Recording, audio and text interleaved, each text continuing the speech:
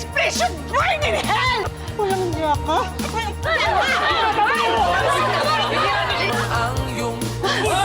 Muling tiniyak ng pamahalaan ang pagpapalakas na hakbang bana ng kahirapan sa bansa.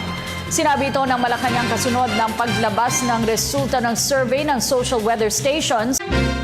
Samantala, inilatag ng pamahalaan ng ARMM ang mga programa at proyekto ng Samantala, nagkaroon ng konsultasyon ang Land Transportation Franchising and Regulatory Board o LTFRB.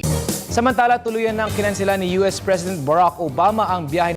We begin in the lower house. Ad hoc committee has started voting provisions. Samantala, isang panibagong plunder complaint naman ang inihain laban kay dating Pangulong Gloria Macapagal. Samantala, kinumpirma ni Western Mindanao Command na si Major Filemon Tan. The Philippines posted the highest annual growth in merchandise exports in December 2012 among its trade-oriented neighbors. Stories of experiences of Yolanda survivors are contained in a book launched today. Samantala, patuloy naman ang paikipag-ugnayan ng Department of Foreign Affairs sa ating konsulado sa Shanghai, China. Almighty God, our Father, bless this wonderful nation. Protect us from physical and spiritual war, from fear and confusion, from separation and division. Be present to our leaders.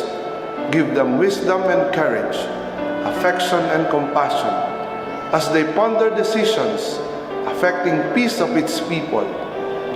Make us more deeply aware of our beginnings, remembering not only our rights, but also our duties and responsibilities as a citizen. Make this nation, the pearl of the Orient Seas, to be a great place again. May all its people know clearly your will, that they may fulfill the call for us in the salvation of this land and the restoring of all things. In the name of your Son, Jesus Christ, our Lord and Savior. Amen. Nasa ng balita, ikaw at ang Liga ng Katotohanan, magkasama sa pagbabalitang walang kinikilingan. Walang pinoprotektahan, walang kasinungalingan, serbisyong totoo po lamang. Ako po si Vicky Morales. Ako naman, Arnold Glavio, susunod na ang tunay na buhay. Hanggang sa Lunes, sama-sama tayong magiging saksi.